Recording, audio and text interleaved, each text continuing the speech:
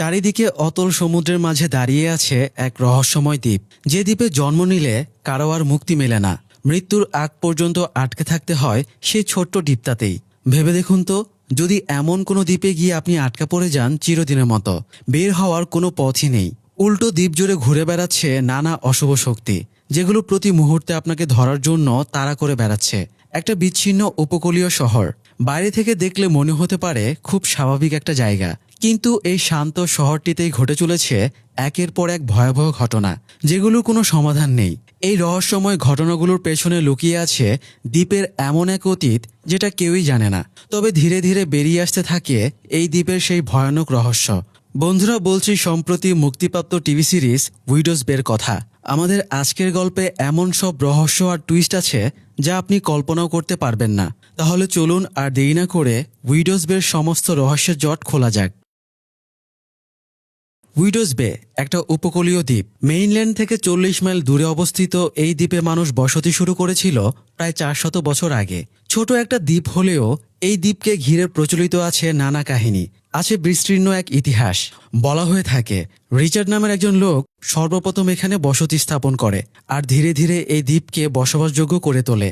বংশ পরম্পরায় বহু মানুষ এই দ্বীপে থাকলেও বর্তমানে অনেকেই মেনল্যান্ড থেকে এসে এখানে থাকতে শুরু করেছে, যদিও তারা আসে কাজের সূত্রে কিংবা এই দ্বীপের কাউকে বিয়ে করলে।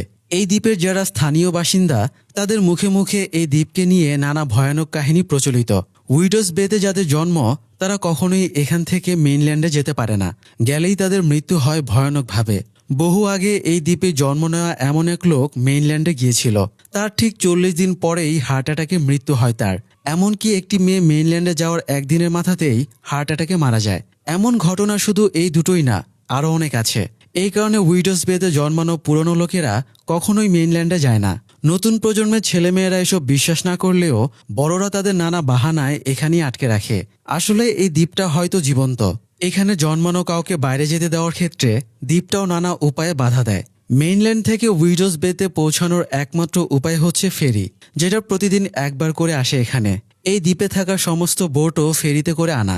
ফেরি ছাড়া মেইনল্যান্ডে যাওয়ার কোনো উপায় নেই বিধায় কোনো কারণে ফেরি পারাপার বন্ধ হয়ে গেলে দ্বীপের সবাই আটকা পড়ে যাবে। এখানকার স্থানীয় লোকেদের মধ্যে প্রচলিত আছে নানা ধরনের ভূতের গল্প। শুধু প্রচলিত আছে বললে ভুল হবে, একদম জীবন্ত হয়ে আছে, যেগুলো শুধু মুখে মুখেই নয়, বাস্তবেও ঘটেছে। বর্তমান সময় থেকে প্রায় 20 বছর আগে এই দ্বীপে ছড়িয়ে পড়েছিল বগিম্যানের আতঙ্ক। ভয়ানক দর্শন এক লোক রাতের আধারে খুন করেছিল স্কুল পড়ুয়া একদল মেয়েকে। শেষমেশ সে ধরা পড়ার পর স্থানীয় লোকেরা তাকে একটা বাড়িতে বন্দি করে রাখে।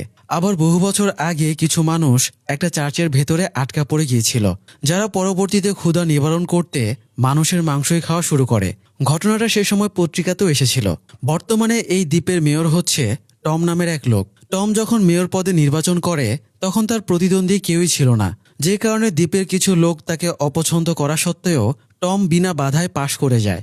আসলে এই দ্বীপ নিয়ে এখানকার স্থানীয় মানুষদের কোনো উচ্চাশা নেই, তারা কোনো রকমে বেঁচে মরে যেতে পারলেই হয়। তার উপর তাদের মধ্যে আছে ভূতের আতঙ্ক, যে কারণে তারা যেন আরও ঝিমিয়ে থাকে।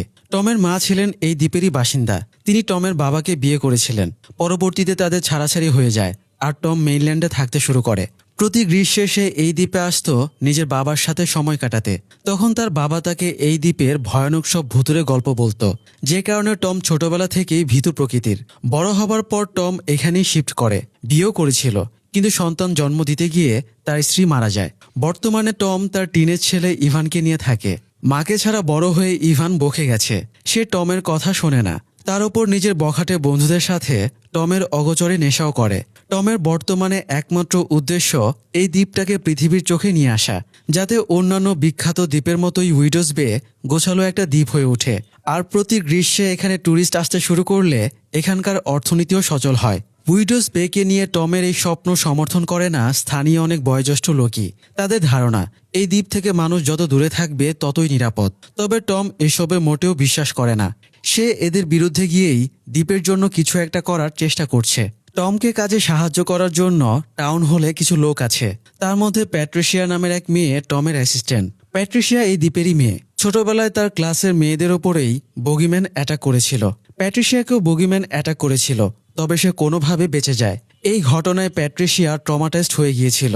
যদিও তার ক্লাসের অন্যরা সহ দ্বীপের আরও অনেকেই তাকে বগিম্যানের অ্যাটাক করার কথা বিশ্বাস করে না, কারণ বগিম্যান যাদের অ্যাটাক করেছে তারা কেউই বেঁচে ফিরতে পারেনি। এমন কথাবার্তা বলার কারণেই প্যাট্রিশিয়ার কোনো বন্ধু তৈরি হয়নি। বর্তমানে তার 40 বয়স, অথচ বিয়ে কিংবা বয়ফ্রেন্ড কিছুই হয়নি। কাজ থেকে বাড়ি, বাড়ি থেকে কাজ, এভাবেই বোরিং লাইফ কাটছে তার। টাউন হলে মেয়রের সাথে ডেল নামের আরও একজন কাজ করে। তাছাড়া রোজমেরি আর রুথ নামের 2 বয়োজ্যেষ্ঠ মহিলাও এখানে কর্মরত ছিল। এদের মধ্যে রুথ ছিল একেবারেই বয়স্ক। সে কোনো কাজই ঠিকমতো করতে পারত না। বয়স্ক হওয়ায় কাজ করতে না পারা সত্ত্বেও তাকে এখানে কাজে রাখা হয়েছিল। টম উইডোজ বেকে পৃথিবীর সামনে নিয়ে আসতে একটা প্ল্যান করে। এই কারণে আমেরিকার বিখ্যাত পত্রিকা নিউ ইয়র্ক টাইমসের একজন রিপোর্টারকে সে ইনভাইট করে, যাতে এই রিপোর্টার এলে তার মধ্যে উইডোজ বের প্রতি একটা পজিটিভ মেন্টালিটি তৈরি করা যায়। আর উইডোজ বে সম্বন্ধে ভালো সংবাদ নিউ ইয়র্ক টাইমসের মতো পত্রিকায় এলে অসংখ্য মানুষ সেটা পড়ে এখানে ঘুরতে আসবে। পত্রিকা অফিস থেকে যেদিন এই রিপোর্টারের আসার কথা ছিল, তার আগের দিন রাতে সমুদ্রে কুয়াশার মতো তৈরি হয়। এতে সমুদ্রে বোটে থাকা শেপ নামের একজন লোক নিখোঁজ হয়ে যায়। শুধু তাই নয়, সেই রাতে উইডোজ বে উচ্চমাত্রার ভূমিকম্পে কেঁপে ওঠে। ঘুমের মধ্যে ভূমিকম্পে হুড়মুড় করে জেগে ওঠে টম। এরপর দ্রুত ইভানের রুমে যায় সে ঠিক আছে কিনা চেক করতে। গিয়ে দেখে ইভান রুমে নেই। আসলে ইভান তখন বন্ধুদের সাথে বাইরে ছিল আর টমকে না বলে গিয়েছিল। পরদিন সকালে টম দ্রুত টাউন হলে যায়। গিয়ে সবাইকে বুঝিয়ে বলে রিপোর্টার এলে কিভাবে কি করতে হবে, যাতে রিপোর্টারের মনে উইডোজ বের প্রতি ভালো ইমপ্রেশন তৈরি হয়। আগের রাতে দুর্যোগের কারণে দ্বীপের বিদ্যুৎ সংযোগ চলে গিয়েছিল, যে কারণে স্থানীয় একমাত্র ক্যাফের মালিক ওয়েন ক্যাফে বন্ধ করে দেওয়ার কথা বলে, কারণ ক্যাফের খাবার নষ্ট হয়ে যাচ্ছিল।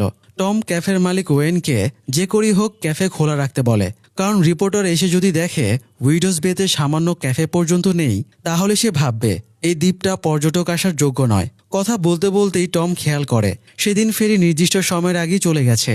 সে তখন তাড়াতাড়ি ঘাটে যায়। গিয়ে শোনে রিপোর্টারকে এখানকার হিস্টোরিক্যাল সোসাইটিতে পাঠিয়ে দেওয়া হয়েছে। রিপোর্টার আসার বিষয়ে টম খুব এক্সাইটেড ছিল। সে দ্রুত হিস্টোরিক্যাল সোসাইটিতে পৌঁছায়, কারণ এখানে এই দ্বীপের ইতিহাসের সাথে কানেক্টেড অনেক কিছুই আছে, যেগুলো আসলে কোনো ভালো স্মৃতি নয়। টম চাইছিল না দ্বীপের খারাপ দিকগুলো রিপোর্টারের সামনে আসুক। যে রিপোর্টার এখানে এসেছে তার নাম আর্থার, আর এই হিস্টোরিক্যাল সোসাইটির দায়িত্বে ছিল জেরি নামের এক মহিলা। জেরি আর্থারকে কোনো রাগঢাক না করেই উইডোজ বের ইতিহাস বলছিল। টম গিয়ে তাকে থামিয়ে দেয়, তবে আর্থারের এসবের প্রতি ইন্টারেস্ট ছিল ঠিকই। আর্থারের সামনে নেগেটিভ দিক তুলে ধরতে না চাওয়া সত্ত্বেও সে এই দ্বীপের ক্যানিবালিজম অর্থাৎ মানুষের মাংস খাওয়ার ব্যাপারটা জেনে যায়, কারণ সে নিউজটা বড় ফ্রেমে বাধাই করে এই হিস্টোরিক্যাল সোসাইটিতে টাঙানো ছিল। টম আর্থারকে হিস্টোরিক্যাল সোসাইটি থেকে নিয়ে বেরিয়ে আসে। সেদিন রাতে তার সাথে খাওয়ার জন্য আর্থারকে সে ইনভাইট করে। এরপর টম টাউন হলে ফিরে গিয়ে এখানে কর্মরত সবাইকে নিয়ে মিটিংয়ে বসে। তাদের নির্দেশ দেয় আর্থারকে শুধু এমন সব জায়গা ঘুরিয়ে দেখাতে যেগুলোর সাথে কোনো ভুতুরে মিথ জড়িত নেই। তারা মিটিং করছিল, এমন সময় জোর করেই সেখানে প্রবেশ করে উইক নামের এক লোক।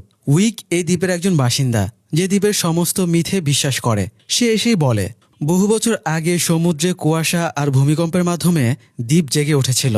সে সময় অনেক মানুষ নিখোঁজ হয়ে যায়, প্লেগ রোগ ছড়িয়ে পড়ে আর ভুতুরে নানান ঘটনা ঘটে। এবারও তেমন কিছুই হবে, আর শেপের নিখোঁজ হওয়ার মাধ্যমেই সেটা শুরু হয়ে গেছে। তখন হঠাৎ করেই মানুষের চোখ সাদা হয়ে যেত, এরপর তারা পাগলাটে আচরণ শুরু করত। সেরকম কিছু আবার হওয়ার আগেই যেন টম এখানকার ইমার্জেন্সি সাইরেন বাজিয়ে মানুষকে সতর্ক করে দেয়। টম এসবে বিশ্বাস করে না আর উইককে বেরিয়ে যেতে বলে। এমন সময় দ্বীপের শেরিফ বেশিরের কল আসে। টম তার সাথে কথা বলে সবাইকে জানায় শেপকে খুঁজে পাওয়া গেছে। এরপর উইককে চলে যেতে বলে নিজে অফিসে যায় বেশিরের সাথে একান্তে কথা বলার জন্য। আসলে শেপকে খুঁজে পাওয়া যায়নি। টম সিচুয়েশন সামলানোর জন্য মিথ্যা বলেছিল। ব্যাপারটা প্যাট্রিশিয়া বুঝতে পারে। সে পরে টমকে বলে সে উইকের কথা বিশ্বাস করে, কারণ সে নিজেও বগিম্যানকে দেখেছিল। কিন্তু টম প্যাট্রিশিয়ার কথা বিশ্বাস করেনি। এরপর টম বাড়িতে যায় ইভানের খোঁজ নিতে। ইভান তখন বাসার বাইরে বসে স্মোক করছিল। টম ইভানকে এভাবে রাত বিরাতে না জানিয়ে বাইরে বের হতে মানা করে আসে। এই বিষয়ে ইভানের সাথে তার কথা কাটাকাটি হচ্ছিল। ঠিক এমন সময় বাইরে সাইরেন বেজে ওঠে। টম সেখানে গিয়ে দেখে উইক জোর করেই সাইরেন বাজিয়ে দিয়েছে, কারণ সে জেনে গেছে শেপকে খুঁজে পাওয়ার বিষয়ে টম মিথ্যা বলেছিল। এটা দেখে টম রেগে যায় আর সাইরেন বন্ধ করতে বলে। উইক রাজি না হলে টম তাকে বলে সে যা বলবে টম তাই শুনবে, কোনো বাধা দেওয়া ছাড়াই। এই চুক্তিতেই তখন উইক সাইরেন অফ করে দেয়। টম, উইক আর প্যাট্রিশিয়া একটা বারে গিয়ে বসে কথা বলতে। উইক জানায় কিভাবে বহু বছর আগে এমন কুয়াশা আর ভূমিকম্পের মাধ্যমে দ্বীপ জেগে উঠত। প্যাট্রিশিয়া উইকের কথা বিশ্বাস করছিল, কিন্তু টম এসবের কিছুতেই বিশ্বাস করেনি। উল্টো কিছুক্ষণ এসব শুনে সহ্য করতে না পেরে সে রেগে যায়। ঠিক এমন সময় বিধ্বস্ত অবস্থায় সেই বারে এসে পৌঁছায় শেপ। এসে অজ্ঞান হয়ে পড়ে গেলে তাকে হসপিটালে নেওয়া হয়।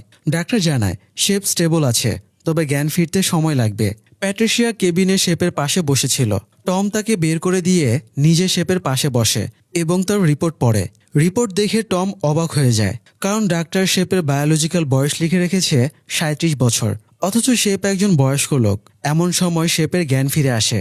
সে কিছু একটা বলার চেষ্টা করে, কিন্তু কি বলছে সেটা বোঝা যাচ্ছিল না বিধায় টম কাছে এগিয়ে যায়। আর তখনই শেপ আচমকা টমের গলা চেপে ধরে। তার দুই চোখ ছিল ফ্যাকাশে সাদা। ভয়ে টম চিৎকার করে ওঠে। ধস্তাধস্তির এক পর্যায়ে শেপ আর টম দুজনেই ফ্লোরে পড়ে যায়। এক পর্যায়ে শেপ নিস্তেজ হয়ে যায়। আওয়াজ পেয়ে তখনই বাইরে থেকে ডাক্তারেরা চলে আসে আর শেপকে মৃত ঘোষণা করে।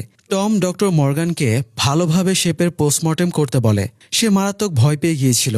অফিসে গিয়ে টম দেখে সমুদ্র থেকে ঘন কুয়াশা ধেয়ে আসছে দ্বীপের দিকে। প্যাট্রিশিয়া এসে তাকে জানায় আর্থারের সাথে মিটিংয়ের সময় হয়ে গেছে। সেদিন সন্ধ্যায় আর্থারের সাথে বারে গিয়ে মিটিংয়ে বসে টম। এই দ্বীপ সম্বন্ধে আর্থার লোকমুখে যেসব মিথ শুনেছে সেসবের বিষয়ে টমকে জিজ্ঞাসা করে। টম জানায় সেসব শুধুই লোকমুখে প্রচলিত কথা, বাস্তবে তেমন কিছুই ঘটে না। আর্থারও তাদের সায় দিয়ে বলে মিথ হলেও বিষয়গুলো আকর্ষণীয়, তার এসব ভালো লেগেছে। টম বুঝতে পারে আর্থারের মনে উইডোজ বে সম্বন্ধে পজিটিভ ইমপ্রেশনই তৈরি হয়েছে, কিন্তু টম নিজে মারাত্মক ভয় পেয়ে গিয়েছিল। শেপের ফ্যাকাশে চোখ দেখে তার উইকের কথা কিছুটা হলেও বিশ্বাস হচ্ছিল। তার মনে হচ্ছিল কুয়াশার সাথে অশুভ কিছু এগিয়ে আসছে। ততক্ষণে কুয়াশা বারের বাইরেও চলে এসেছে। টম জানালা দিয়ে সেটা দেখতে পায়। এমন সময় হঠাৎ বিদ্যুৎ চলে গেলে তার সেই ভয়টা যেন বাস্তবে রূপ নেয়। বিদ্যুৎ চলে যাওয়ার পর দুজন লোক বার থেকে বের হতে চাইলে টম তাদের আটকে দেওয়ার চেষ্টা করে, কুয়াশায় অশুভ কিছু আছে বলে। তার এমন আচরণে বারের সবাই অবাক হয়ে যায়। তবে কিছুক্ষণ পরেই বিদ্যুৎ চলে এলে টম বুঝতে পারে সে কত বড় বোকামিনা করেছে। রাত গভীর হলে আর্থার সহ বারের সবাই বেরিয়ে যায়। টম বের হয় সবার শেষে। নিজের করা সেই বোকামির জন্য তার তখনও আফসোস হচ্ছিল। যাই হোক, পরদিন নিউ ইয়র্ক টাইমস পত্রিকায় আর্থার উইডোজ বে দ্বীপ সম্বন্ধে একটা আর্টিকেল প্রকাশ করে। আর্টিকেলের পাশে বড় করে এখানকার মেয়র টমের ছবি ছাপা হয়। আর্টিকেলে সে উইডোজ বেকে মার্থাস ভিনিয়ার্ড নামের বিখ্যাত একটা দ্বীপের সাথে তুলনা করে। টম ঠিক এমনই একটা আর্টিকেল চেয়েছিল উইডোজ বে সম্বন্ধে, যাতে এই সিজনে ট্যুরিস্টরা উইডোজ বে সম্বন্ধে জানতে পারে আর এখানে বেড়াতে আসে। এই আর্টিকেলটা প্রকাশ হওয়ার পর আনন্দে টমের আগের দিনের সমস্ত ভয় কেটে যায়। সে প্যাট্রিশিয়াকে নিয়ে বের হয়ে দ্বীপের মেইন সব জায়গা ঘুরে দেখছিল, কারণ কিছুদিন পরেই ট্যুরিস্ট আসতে শুরু করবে। তার আগেই যাতে সবকিছু ঠিকঠাক করা হয়ে যায়। এ সময় হঠাৎ তার কাছে কল আসে এখানকার একমাত্র হোটেল ইন থেকে। উইডোজ বেতে ট্যুরিস্টদের থাকার মতো একমাত্র হোটেল হচ্ছে ইন। টম প্যাট্রিশিয়াকে নিয়ে সেখানে গিয়ে দেখে উইক হোটেলটা বন্ধ করে দেওয়ার চেষ্টা করছে। সে দরজায় কাঠ আটকে দেওয়ার চেষ্টা চালাচ্ছে, যাতে কেউ ভেতরে প্রবেশ করতে না পারে। উইক চাইছিল না এখানে ট্যুরিস্টদের আনাগোনা শুরু হোক, বিশেষ করে হোটেল ইনে, কারণ এই হোটেল নিয়েই সবচেয়ে বেশি ভূতুরে গল্প প্রচলিত ছিল। হোটেল ইনের ম্যানেজার ছিল কার্ট। সে উইককে থামানোর চেষ্টা করছিল। ততক্ষণে হোটেলের বাইরে ভিড় জমে গেছে। টম এসে উইককে থামানোর চেষ্টা করে। উইক কোনোভাবেই না থামলে তাকে শেরিফ বেশিরের হাতে তুলে দেওয়া হয় জেলে ভরে রাখার জন্য। টম ঘোষণা দিয়ে আসে হোটেল ইন খোলা থাকবে আর পর্যটকও এখানে আসবে। এরপর দুপুরের দিকে সে ওয়েনের রেস্টুরেন্ট কাম বারে যায় ইভান আর নিজের জন্য খাবার কিনতে। সেখানেই তার দেখা হয় প্রিস্ট ব্রাইসের সাথে। টম ব্রাইসকে রাতে চার্চের দরজা লক করে রাখতে বলে, কারণ কেউ রাতে চার্চের বেল বাজায়। টমের ধারণা ইভানের মতো দুষ্ট ছেলেরাই এই কাজ করে। ব্রাইসের সাথে কথা বলে টম যখন খাবার নিয়ে বের হচ্ছিল, তখন উইকের বয়সী কিছু লোক টমকে থামিয়ে দেয়। তারা হোটেল ইন বন্ধ করে দিতে বলে যে হোটেল ইনে অনেকগুলো প্রেতাত্মা বাস করে। ক্যাপ্টেন নামের একটা আত্মা বাসা বেঁধেছে ক্যাপ্টেন সুইটে। তাছাড়া আরেকটা রুমে আগলি হর্টেন্স নামের একটা মেয়ের আত্মা আছে। সেই রুমে গিয়ে 3 বার আগলি হর্টেন্স বলে রাখলে সেই আত্মা এসে হাজির হয়। আরেকটা আছে ক্লাউন কিলার, যে ক্লাউনের কস্টিউম পরে খুন করত। এখানে ঘটা আরেকটা ভুতুরে ঘটনা হচ্ছে নিউ ইয়ার পার্টি। তারা চায় টম যেন এই হোটেল খোলা রেখে ট্যুরিস্টদের জীবন হুমকির মুখে না ফেলে। টম তাদের কোনো কথা বিশ্বাস করে না। উল্টো জানায় সে হোটেল ইন খুলবেই, কারণ বহু বছর পর এখানে পর্যটকদের আনাগোনা শুরু হলে দ্বীপের মানুষের ভাগ্য বদলে যাবে।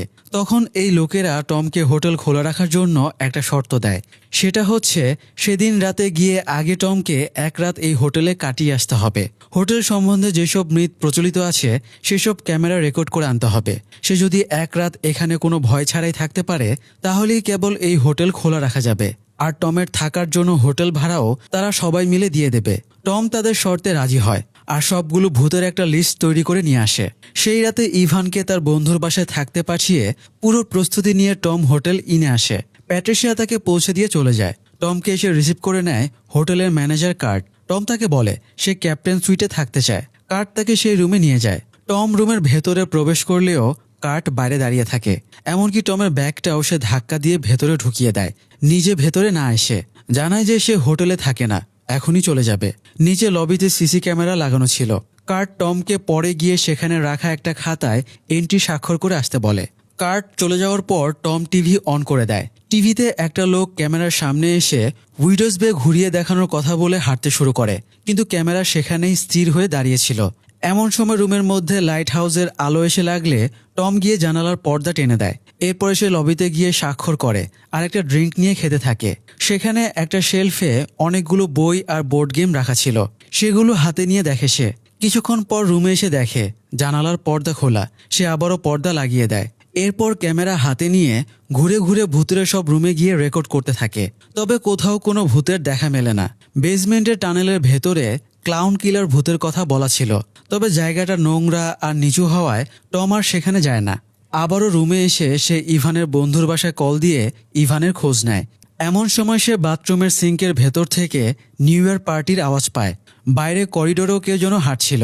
টম ভয়ে ভয়ে সেখানে গিয়ে লাইট অন করে দেয়। পাশের রুম থেকে আরেকটা লোক বেরিয়ে আসে, যার নাম উইলিয়াম। সে জানায় সেও হোটেলে রাত কাটাচ্ছে। টম ভাবে হয়তো এই লোকেরই পায়ের আওয়াজ পাওয়া যাচ্ছিল, তাই সে আবারও রুমে চলে আসে। রুমে এসে টিভি অন করে দিলে টিভির লোকটা ভয়ানক রূপে ধীরে ধীরে আরও সামনে চলে আসে আর আচমকা টিভি ফিউজ হয়ে বন্ধ হয়ে যায়। ভয়ে টম চিৎকার করে উঠলে পাশের রুম থেকে উইলিয়াম সেটা শুনতে পায়। এরপরে তারা দুজনে মিলে লবিতে গিয়ে বসে বসে ড্রিঙ্ক করছিল আর গল্প করছিল। টম উইলিয়ামকে জানায় সে কিভাবে এখানে এসেছে আর মেয়র হয়েছে। উইলিয়ামও জানায় সে একটা কাজে এই দ্বীপে এসেছে। গল্প করতে করতেই টম যখন উইলিয়ামকে বলে সে এখানে রাত কাটাতে এসেছে শুধু এটা প্রমাণ করতে যে এখানে কোনো ভূত নেই, আর এখন পর্যন্ত কোনো ভূতই তার চোখে পড়েনি। এই কথা শুনে উইলিয়াম বলে ভূত থাকলেও সেগুলো বহুকাল আগেই নিশ্চিহ্ন হয়ে গেছে। অনেকক্ষণ ড্রিঙ্ক করার পর লোকটা উঠে চলে যায়। ড্রাঙ্ক অবস্থায় লোকটা ভায়োলেন্স টাইপ কথাবার্তাও বলছিল। উইলিয়াম চলে গেলে এতক্ষণ কথা বলে টমের মনে আবারও সাহস ফিরে আসে। সে বেসমেন্টের সে টানেলের ভেতরে যায় ক্লাউন কিলার ভূত যে নেই সেটা প্রমাণ করতে। এমন সময় টানেলের মুখ থেকে তার দিকে ভেতরে এগিয়ে আসে উইলিয়াম, কিন্তু এবারে তার মুখে ক্লাউনের মুখোশ ছিল। টম ভয়ে পিছাতে পিছাতে দেয়ালে পিঠ ঠেকিয়ে ফেলে। পাশে তাকিয়ে সে একটা পুরাতন ডেড বডি দেখে, যেটা কিনা তার নিজেরই। ক্লাউনটা তাকে ধরেই ফেলবে এমন সময় তার ঘুম ভাঙে। তখন সকাল হয়ে গেছে। টম বেশিরকে ডেকে আনে। বেশির আর কার্ট মিলে খুঁজেও উইলিয়াম নামের লোকটাকে পায় না। কার্ট জানায় সেই রাতে শুধু টম নিজেই ছিল এই হোটেলে। শুধু তাই নয়, সিসিটিভি ফুটেজে দেখা যায় টম লবিতে বসে একা একাই ড্রিঙ্ক করছে আর গেম খেলছে আর অদৃশ্য কোনো লোকের সাথে কথা বলছে। এমন সময় সেখানে উইক চলে আসে। এক রাত জেলে থাকার পরে সে ছাড়া পেয়েছে। উইক জানায় এই উইলিয়ামই মূলত ক্লাউন কিলার উইলি, যার দেখা টম পেয়েছে। এটা শুনে কার্ট সেটা অস্বীকার করে আর জানায় যে যাই বলুক সে হোটেল খোলা রাখবেই। তখন উইক কার্টকে বলে তার যদি এত সাহস থাকে তবে ক্যাপ্টেন সুইটের ভেতরে প্রবেশ করে দেখাক। মনে মনে ভয় পেলেও কার্ট এই শর্ত মেনে নেয়। কার্ট, উইক, টম আর বেশির ক্যাপ্টেন সুইটের কাছে যায়। কার্টকে রুমের ভেতরে দিয়ে বাইরে থেকে 10 সেকেন্ডের জন্য দরজা লক করে দেওয়া হয়। 10 সেকেন্ড পরে দরজা খুলে দেখা যায় কার্ট ভয় পেয়ে আছে। সে জানায় তার ক্ষুধা লেগেছে। উইক তখন বলে মাত্র 10 সেকেন্ডেই তার ক্ষুধা কিভাবে লেগে গেল। কার্ট এরপরও স্বীকার করে না যে এখানে অদ্ভুত কিছু আছে।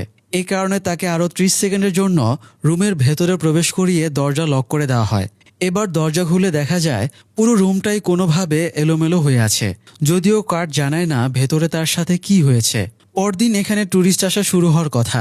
বেশিরের কথা মতো হোটেলের ক্যাপ্টেন সুইট বন্ধ করে দেওয়া হয়, তবে বাকিগুলো খোলা থাকে।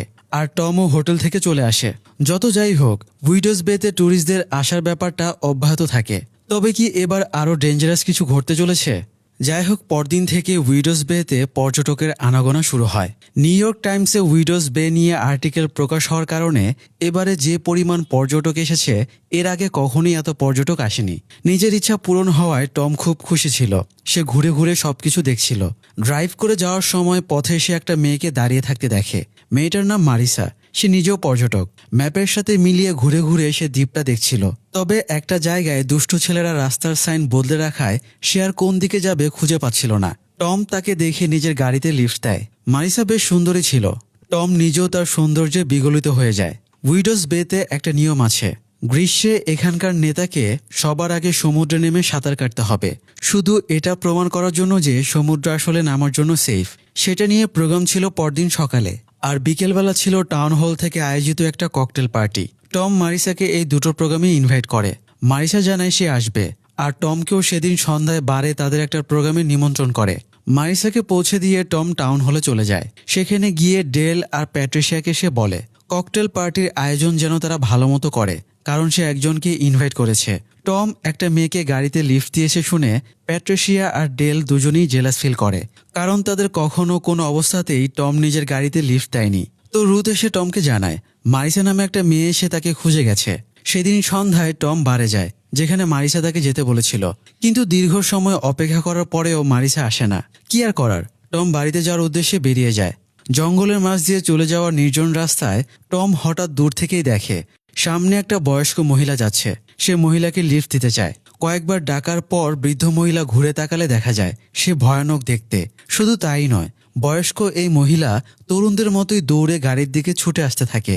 প্রচণ্ড ভয় পেয়ে টম গাড়ি ঘুরিয়ে নেয়। কিছু দূর গিয়ে গাড়ি থামিয়ে সে পেছনে তাকিয়ে দেখে মহিলাটা সেখানে নেই।